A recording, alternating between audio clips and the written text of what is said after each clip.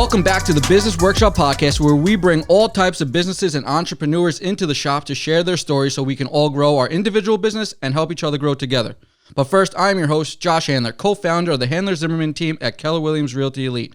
If you have a home you're looking to sell, reach out to me to help answer any questions or concerns about the process, or just curious what the home may be worth today. If you're looking to buy, we got you covered as well. Our team is here for you and all your needs. Please give us a call, 516-732-6398. Now in the workshop today, we have none other. You may know him as the insurance guru. You may know him as Kevin Spann. Hey, you may know him as Kevin Spann, the insurance guru. But today we're going to talk everything insurance, and stay tuned for this gem that's about to be dropped. Kev, welcome to the show. Thanks for having me. I'm excited to be here. So we were talking about this quick little burp before we got started, how social media kind of like blended everybody in the business, or a lot of people together.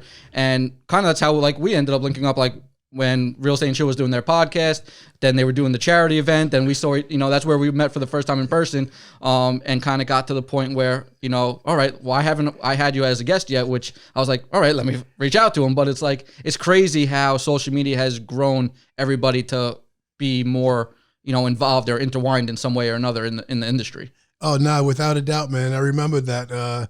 I had the Real Estate and Chill guys as a guest on my podcast, Wind Down with Kev, and you popped in and you jumped in the middle of the podcast, and it was fire, man. It was fire. You added an element that we didn't have, and it was crisp. But definitely social media has helped me a lot, my business a lot. The last 2 years from lockdown to open back up, just recording. I feel like I'm just part of a whole new cool ecosystem, if you will, of guys that record and guys that are in similar businesses to mine. I do insurance, you do real estate. They belong together.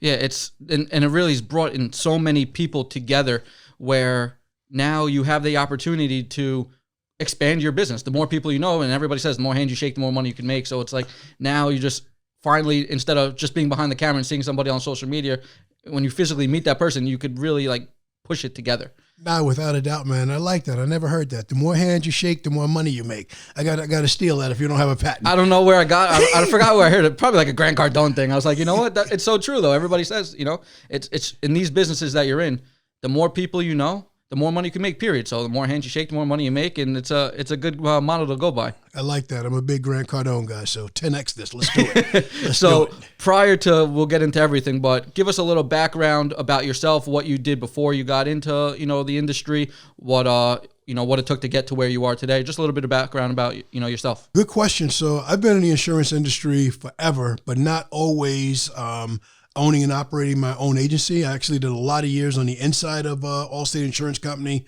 first as an underwriter, then as a manager, then a sales manager, where I recruited guys like me to open and operate their own insurance agency. But always the whole time, deep down, I wanted to be on my own. I wanted to lead a team of sales agents, and I want to do what I'm doing now. I wanted to network with realtors and lenders to help grow my business. So that's kind of my backstory. So you used to be the one in the trenches, right, on the daily basis, pounding the phones or doing whatever you had to do. What triggered that you knew, okay, I want to step to the point of being, more of like an owner role than, being an employee where, listen, I can go home at 5 o'clock at night. I don't got to worry about the BS behind the scenes. I put my head on my pillow, I go to sleep, do the same thing in the morning, compared to now where, you got a lot more overhead.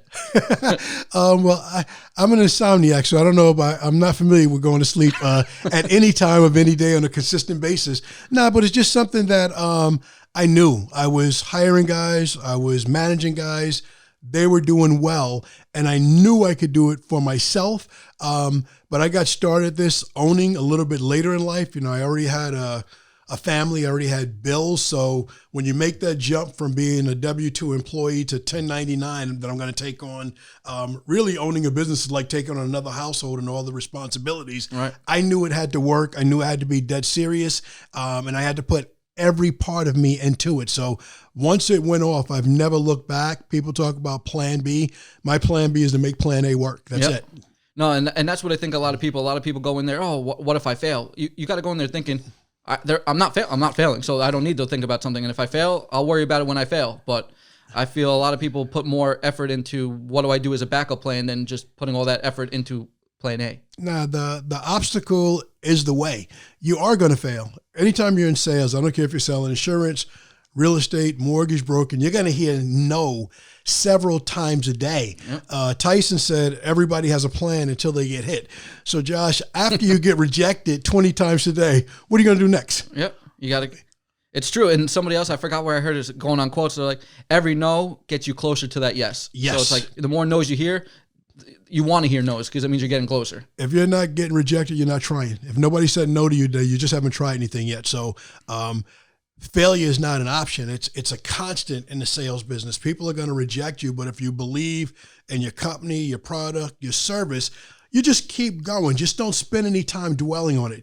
Don't call 10 of your friends. Don't post about, I can't believe I was better on this quote, but they stayed with their other company. Nobody wants to hear that. Right. Dust yourself off and get on to the yes. Listen, some people are just content. Same thing in real estate. Some people may get a better deal from another broker. They may get better tools to work with, but they're content with where they are. They're comfortable and they don't want to leave. You may offer everything better. Split, leads, social media stuff, whatever it may be. But they stay. So it's similar to you guys. Oh, but I just saved you, $1,000 a year. Why aren't you jumping to me? Some people you're never going to win over regardless. So you can't get yourself down. You just on to the next one. You got to keep going. They're doing you a favor. The faster they say no, the better. The faster you can get on. Hey, we're in New York. We're on the island. There's 3.5, 4 million people here.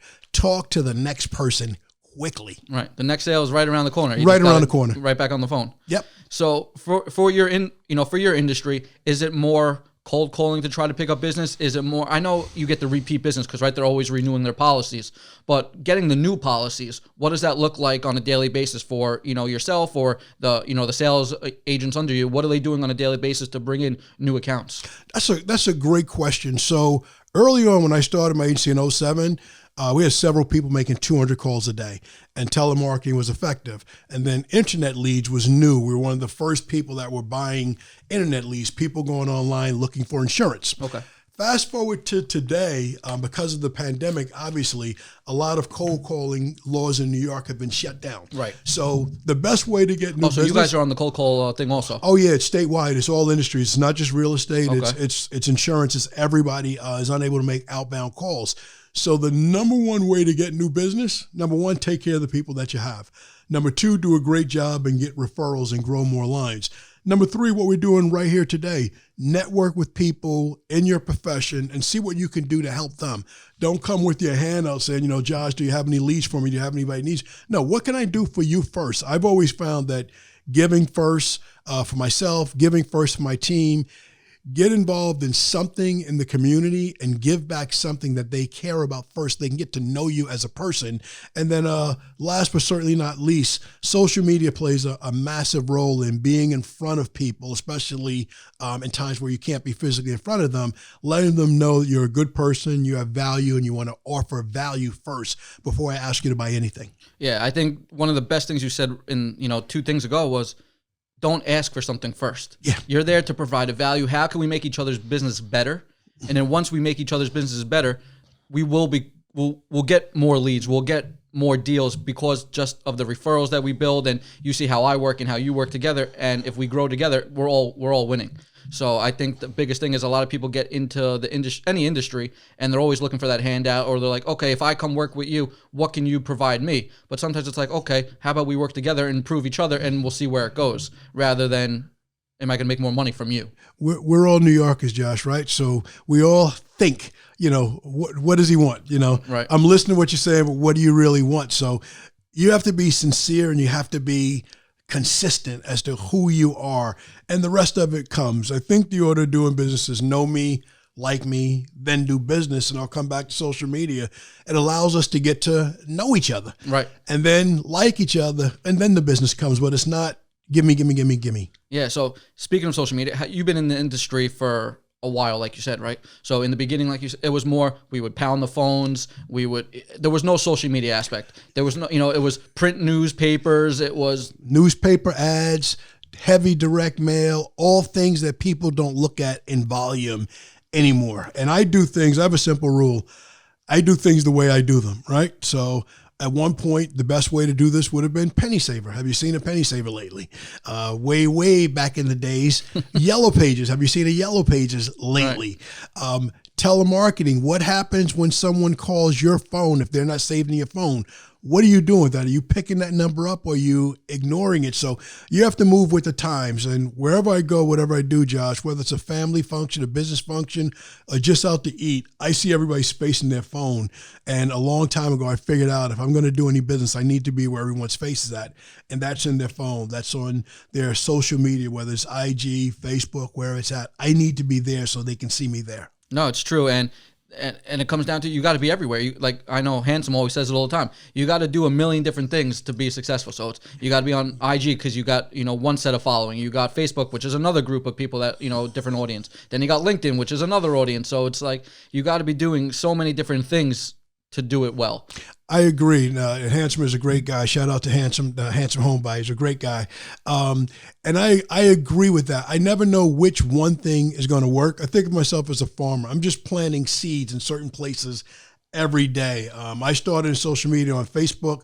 My personal page has my biggest audience, but the last few years I started paying attention to IG because it's growing exponentially, and specifically with realtors. You guys have the pretty pictures. You have the sexy object to put up. We don't have that in insurance. Right. We don't have. You don't want to position yourself as an ambulance chaser. No you don't want to say. There's no sexy picture you guys got. No, the fire doesn't look good. The car accident doesn't look good. So you don't want to be posting about that. You don't want to be.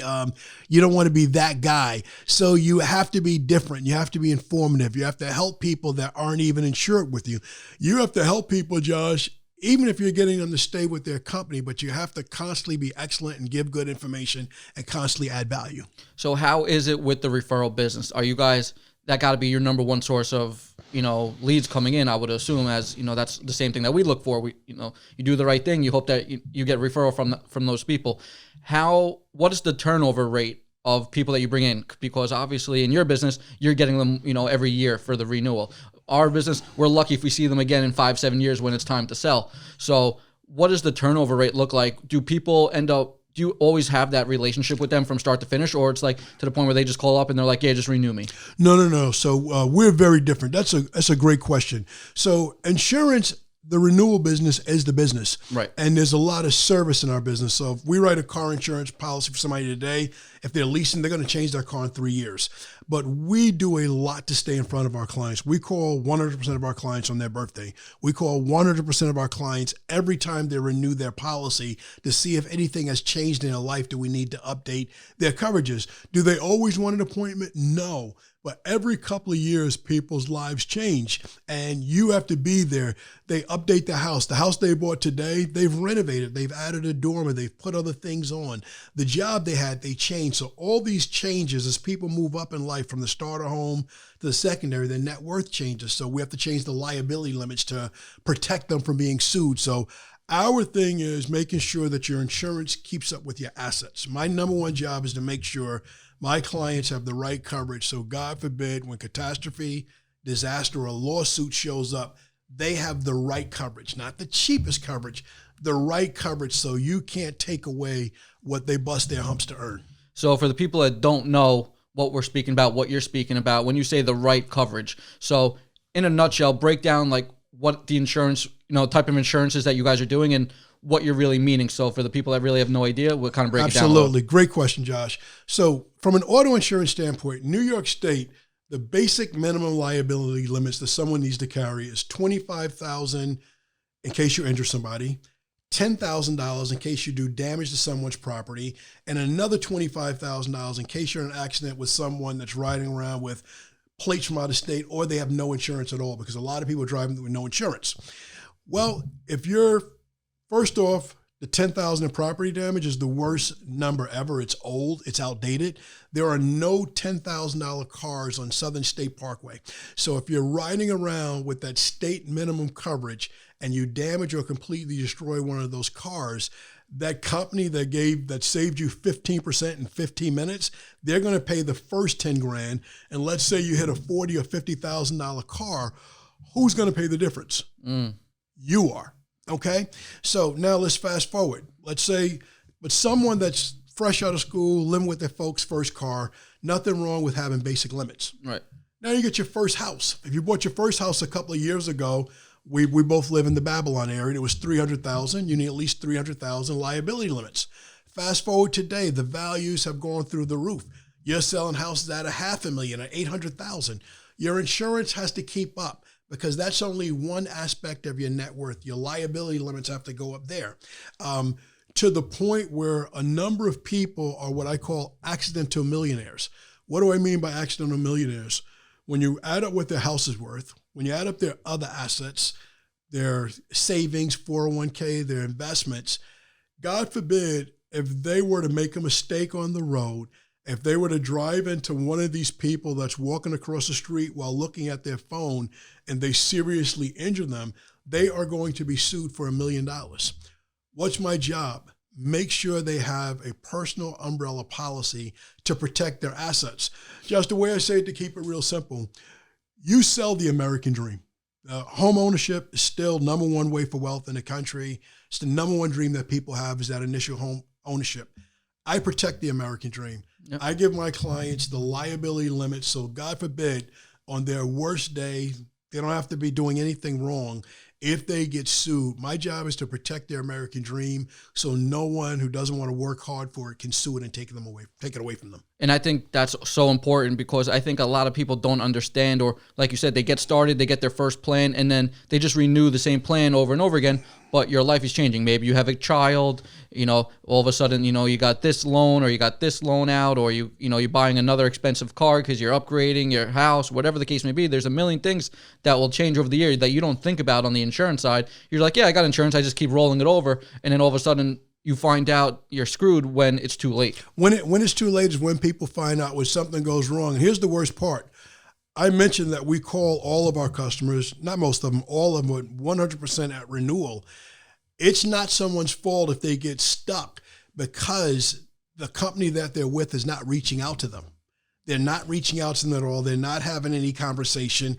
They keep saying cheap, cheap, cheap. So let me ask you a question. Does anybody ever come to you and say, Josh, I'm looking for a house, but I want the cheapest house that you can find in the worst neighborhood ever. Right. Please hook me up. You find many people coming to you looking for that? And that's the same thing as there's always somebody out there willing to do it cheaper. You go on these listing appointments, everyone's like, oh, this guy's willing to do it for 3%. That's great. Go hire him. We're not the 3% guy. No. So you get what you pay for in any business. Absolutely. And listen, sometimes sometimes people are overpriced and you don't get what you deserve. But there's a lot of people that are worth what they charge. And if that's not what you're willing to pay, then that's fine. We're not meant to work together. There's a reason why there's fast food. There's a reason why sometimes we sit down in a restaurant and we want the food brought to us. There's a difference. Right. So when people are getting into this industry, if somebody... What have you seen as the main differences to get into this industry? If you're just brand new getting started in the insurance industry from when you first started to the people getting in the business right now, what are the main differences that you're seeing, and what do people that are getting into the industry right now have to be doing to really make it successful? Another great question, Gosh. You're nailing it.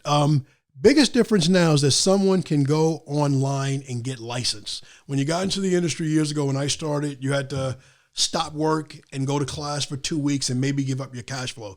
Today, someone that's working a job, maybe they don't like, maybe they're being forced to go back in the office and they'd rather work from home. Today, they can go online, they can look up a company like AD Banker, and they can get their personal lines insurance license just to get started.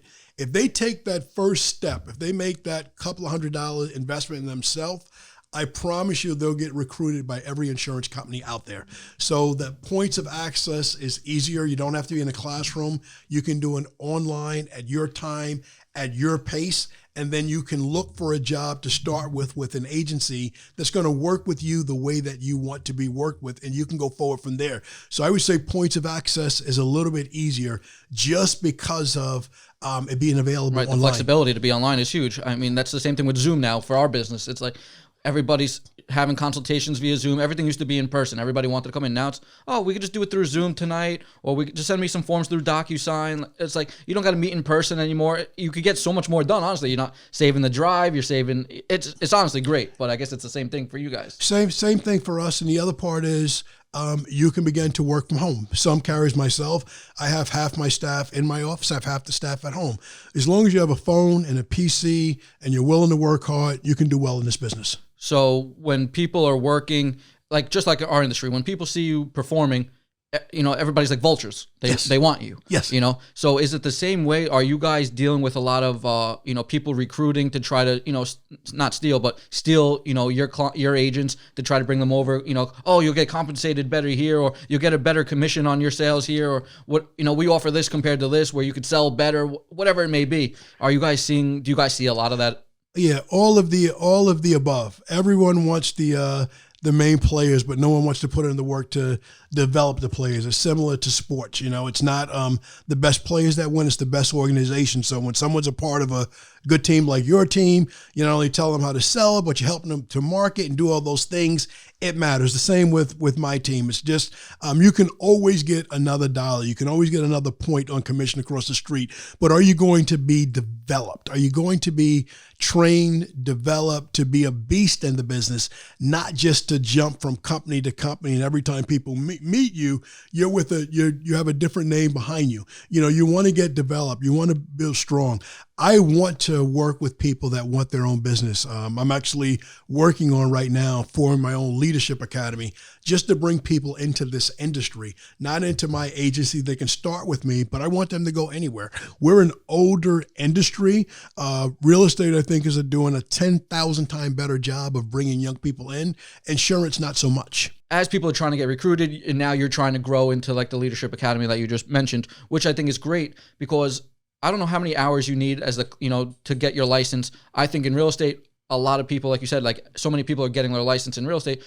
They make it way too easy, in my opinion. It's too cheap. There's $100 you can find on Groupon for a course. You take 75 hours that you learn nothing about what you actually need to do on a daily basis, and then boom, you have your license. Go find somewhere to go. So I feel like so many people are getting their license, but how hard is it to get the license? How many hours is it to get a license for insurance? And then at that point, once they get their license, what's the failure rate? Because real estate, huge failure rate, probably 80% drop out in the first year, and then 90% of people leave the entire industry. So what do you guys see on your side? So a couple of things. The personal lines license, which is the entry-level license to get in, allows you to sell property and casualty insurance. It's a 40-hour course. The full property and casualty license, which allows you to sell bigger policies, commercial policies, things of that nature, 90 hours, 3 weeks in the classroom. The failure rate, I don't have a number to put to it, but I would say is fairly high. And the reason for it is the lack of training and development. Having a license does not make you an experienced salesperson. Correct. Having a license does not give you the breadth of experience you need to talk to real people with real money about protecting what they work so hard to obtain. Mm-hmm. So it takes time, it takes patience, it takes a lot of training and development. I'm a sports guy, you're a sports guy. So one of the sayings of sports is, you only practice or you only train on the days you want to win. So that being said, you must train and develop on every day that ends in Y. That's every day. You got to get a little bit better today than you were yesterday, and a little bit better tomorrow. And over time, you have enough experience to sit across from an officer and his wife, a firefighter and his wife, and have a real conversation with real understanding about, number one, how did they buy the house? Number two, how did they buy the cars? Number three, the kids, and what they stand to lose if you screw it up. You don't want to be that guy. You don't want to be the guy that got the sale and got the hookup, but you did it all wrong. And I see that on my aspect. It's so similar, both industries, where, we'll go on a listing appointment and I'll bring one of the newer agents with us, and they're like, how do you know what to respond with? Like, they started asking questions like, where do you go? I'm like, it's just the experience of doing it. And then you'll learn different aspects of the industry, and you just they all get intertwined. You just know when to, pick up this, put and drop it in place. And that's the problem with real estate and the 75-hour course. You don't learn anything to actually go out and do the work. So now you take this course, you get licensed, you have no idea what you're doing. You go join Joe Schmo Realty because your best friend worked there, or you got somebody that said, oh, come here, I'll give you a good deal. And everyone's out there looking for the best split, when in the beginning, you got to look at the whole package. Listen, at the end of the day, there's always a place you could find a better deal. So, always. But where are you going to get the overall experience to grow? Like, if you want to make 10 deals your first, year, whatever the number may be, you got to go somewhere where you're going to have that opportunity. If you're going somewhere just for a bigger split, Okay, well, 0% of zeros, 100% Still of zero. zero doesn't matter. Doesn't matter. So people are always looking for that number. And I feel like even if they're doing 5, 10 deals, they're looking, what's the best split you can give me? You're doing 5 or 10 deals a year. If that's what you're comfortable doing, okay, then go get your better split and just do your 5 or 10 deals. Or you're looking to get to 30, then don't worry about the split as much as the whole package. Right. And I feel that's the same thing where you guys are kind of in a similar boat, because if all the things that you guys are offering to your agents to be able to sell better, to be able to bring in more deals, that holds value. So you can't expect to get the value and the highest split. Like you can't. It doesn't go hand in hand. No. It's can't. From the outside, everything looks like a get-rich-quick scheme. People that knew you 5 years ago, they see you now, like, Josh, you're doing really well. I want what you have. Yeah, but do you want to do the work that I've done? You do you want to put in the hours? Yeah. Do you want to put in the hours, the sleepless nights? Do you really, really want to do it? I shared on social media the other day, we posted the fun pictures from hanging out at an EPM event, but for some reason, I usually don't do long posts, but I posted the 16-hour workday that I had that day. None of it's easy. It's all a lot of work that at the end of the day comes out with a cool post, but the first part of the day is a lot of work. They don't see all the behind the scenes, all the weeks and hours ahead of time it takes to put on something like that or show up and make sure you're at the level that you need to be at. People don't realize. They just think, you just throw a couple things together, you show up, and, well, here's the business. No. Same thing when realtors are like, I got my license. Okay, I signed up with a brokerage. I flip a switch, and like, where are the deals? Well, it doesn't work like that. Like, what are you going to do to get the business? The business is not going to come to you. And I feel, at least in real estate, everybody waits for the business. A lot of people are not out there hunting. Like, if you want to eat, you got to go out and hunt. And I'm sure it's similar in your business. You only eat what you kill. You only eat what you kill. Because you guys are full, it's full commission as well? Yeah, it varies. It varies depending on the agency. Sometimes there's a base that's a little bit different, but you guys on the commission side, the commissions are here. So we have to supplement base and commissions just to keep people going. There's a big difference in the two fields that way. But over time, it pans out from a career standpoint. I feel like the faster returns on the real estate side, I refer to insurance as a get-rich slow scheme. It's not going to happen quick. You got to grind. But it's also good for the people that, maybe you're looking for a new career, but you don't want to take the jump because you're worried that if you're not having some type of salary, like you got your bills to pay, and if it takes you a little bit of time to get going, you may be busting your ass. But it may take you time to get going. At least you have something that you're getting paid where it's like, okay, listen, it may not be, I'm taking a pay cut now, but to hopefully, like you said, make more in the future. And you just I'm willing to put in the work. Okay, I'm getting my small salary and I can get the ball rolling rather than being full commission, which I think is a big benefit also. It is. I mean, it's both things. So me, with my background, being a W-2 person that had a nice salary, but needed to match salaries and keep some money coming before I could make the jump, I can relate to that person that's afraid to walk away from whatever they're making. My target person that I'm recruiting is actually a person that's like connected with someone that's already doing okay. The spouse of a realtor, the spouse of a mortgage broker, the spouse of an officer, the spouse of a fire, because they already have the number one factor that it takes to be successful in this business. They have trust, 2 factors. People trust them and they have a network. People trust you and you have a network. When those 2 things are in place, the product, the insurance product, and the price is very secondary. What's hard to get? If you're squirrely in the way you do things with your family and friends now, it doesn't matter whether I'm representing you at Keller Williams or me at Allstate. It's like, here's Shaky Kevin again. What's he doing now? Right. You're not going to do business with me. But if I'm trustworthy in what I do, if I'm part of a network with good people that are doing good things, and I'm doing okay, they know me, they like me, and they trust me, when I get into this field, you'll at least give me a chance to give you a quote. And that's all you can ask for. Right, it's an opportunity, right? That's all you can ask for. You don't have to have any guarantees, but just a chance. Let me just give you a quote and see if I'm good at it. Yeah. That's it. No, listen, it's all about the, at bats, right? The That's more it. at bats, you're gonna hit homers. You just got to get to the plate. That's it. It's going to connect. So a lot of people, we're trying to build this podcast more around, people that want to get into different industries or maybe don't know about industries. What are some things in the industry that are, obviously every industry has negatives. Yes. What are some things that some people that are maybe looking to get into the industry that maybe don't know as much as because they're brand new? What are some things that you would say, like, be prepared for?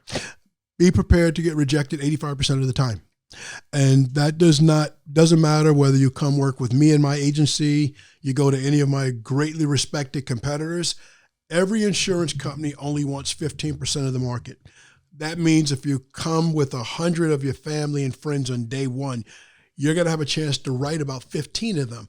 Be okay with that. Be prepared to know the numbers before they start. Number two, be prepared to get to know your numbers outside of family and friends. Be prepared to put in the time that it takes to be successful and to really get to know the business. Focus less on immediate money and focus on a long-term vision. I only want people to do this if they can see themselves doing it at least for 2 to 3 years, hopefully for 5 to 10 or forever like I have. Right. But at least a couple of years. Don't come in with a 2-month mentality. And I think that is one of the biggest things right there. It's don't come into this business if you're looking to make a quick buck, because these industries, they're not meant to make, you can make very good money, but if you lead thinking with the dollar, you're never going to grow because people can see that in you. They hear it in your voice. They hear it in your pitches. It's not genuine. You're out there for your own pocket. And unfortunately, that's why a lot of realtors get bad raps because a lot of people, they're out there looking for their own pocket. They're not doing what's best for their client. They just want that. They want that check, and they just want to get a deal done. And it's not the best thing overall. And if you lead with your heart, for example, and you lead with good intentions, people understand that. They feel that. They'll refer you more. You'll get those deals, and then the money will follow down the line. The money will follow. And again, I said earlier, we're dealing with New Yorkers, so it's a certain mindset of a New Yorker all the time. We're anticipating the BS before it comes out. Right. Come on. And you got to be sincere. You got to be real with people. So you ask lessons before they come. Before you make a jump to this industry or to your industry, clean up your character. Be sincere with the people that you already work with, and whatever you do next, you'll do a lot better at. You'll do great. So that's one thing I definitely would share. Is be sincere with people. Be a person of integrity with what you're doing right now, and it'll follow you into whatever you do. Yeah, I completely agree with that, and that goes for any industry. I feel like no matter who you are, be a good person first, and then do your job, and everything will be good for you. Now, last question I have is, where do you see the industry going with everything that you hear on the news? You hear, all the outbreaks, this, that, you put everything together, war here, this, that. Where do you see the industry going over the next year, 2, 3, 5 years? Where is it going to, become harder? Is it going to become easier? Is it going to stay where it is? I don't know. Does any of these things really affect your guys' business as a whole? Tremendous question. It all affects our business. The industry is going to go more towards people that invest the time to become experts in their craft, to become gurus, to the people that really study the craft and that can help prepare their clients the best. They will be here. For the people that are actively holding on to the past, that want things to go back to the way it used to be when it was easier, they're going to fall by the wayside. But people that study what's important. So what's important in this industry? We talked a little bit about cars. What's important in this industry now is preparing your clients for natural disasters. Okay. This is Long Island. We've had floods and natural disasters before. We're going to have them again. The trick is this. Again, we both live in Babylon. You expect floods if you're buying from Lindenhurst anywhere on the South Shore or up in the Nassau County. You expect it. The problem is we have to prepare people for the middle of the island where you don't expect floods, but disaster might come your way. So we owe you information about what might happen and why these things are happening in different places. The people that do a good job of that, they'll be fine. People that do a good job of adjusting to what's going to happen when self-driven cars come around and how does that affect insurance, you'll be okay. But you have to see the puck before you go to it. You have to see what's happening, what's changing in the industry, and you have to change with it. That's pretty much it. Speaking of the self-driving cars, with Tesla coming out with all these new things, right, and everybody's trying to figure out ways to compete with them on the electric, vehicle aspect, are these cars that are now going to have, almost full self-driving capabilities for the most part? They could change lanes for you. It does the whole thing. Are the insurance premiums the same as like a basic car? Are they better because has more so-called, does it have more safety features that they call it, or is it more of a liability because now you're having yourself not control it? The answer is I don't know, and the industry doesn't know. The reason being there isn't a big enough population of self-driving cars being out there right now, driving on their own. How many accidents are they going to have? what's the ratio of self-driven cars versus people-driven cars? I'm a big first responder show guy, so I'm watching 911 last night, and it was a show where everything fell apart that was automated, and self-driven cars were having an accident. Waze and Google was directing people to take turns and to drive into the water. So we don't know where that's going to go. So let's come back to how I process everything. How do I see myself, my generation, you, your generation? Do I see 100% of the people jumping in self-driven cars? No. I don't see it. Is it going to happen? Yes. Is it going to happen in my lifetime? I don't know. I read Elon Musk's book, The Future is Faster Than You Think. I know that all the technology exists, but as I talk to people, I'm not talking to a lot of people that are ready to give up the control, their keys to automation. So I don't know is the most honest answer I can give, but you have to change every day and every year as the reality of it gets closer. Yeah, listen, you got to adapt with the times, and little by little, as it's out there, more and more people will, take it in. But you're always going to have the people that are skeptical. They're worried. They're like, I don't know. I don't want to have a machine driving me, but it's adapting with the times. It's coming. It's coming. So people that want to ask you questions, they want to reach out to you. They have insurance questions. They want to pick your brain about the industry. Maybe they want to get into it, whatever the case may be. Where do they find you? Plug the podcast, do it all. Give them the info. Beautiful, beautiful. So you open up by saying on IG, you can find me, Kevin Spann _insurance guru. Follow me there, inbox me, DM me. People that want to text me, I'll say text instead of call. I'm a big text person. I calendar every minute of every day. I don't want any white space in my calendar, but text me at 347-837-7095. Text me anytime and I will answer you and let you know exactly when I'm available to talk. Podcast world. Right now, the podcast I'm with my guys, the Real Estate Trifecta. Shout out to Carlos Salinas. Shout out to Evan Russell. Check us out. Follow us, the Real Estate Trifecta. You can find us everywhere, YouTube, everywhere. And then back to me, Facebook, Twitter, Instagram, YouTube, LinkedIn. If you put in Kevin Spann, you'll find me. If you contact me, I assure you I'll get back to you. Awesome. So, guys, if you have any insurance questions, reach out to Kevin Spann, Insurance Guru. Check him out on Instagram, Facebook. Give him a follow. If you have any questions about the market, what your house may be worth, you're looking to buy or sell, again, I'm your guy, 516-732-6398. Until next time, this workshop is a wrap.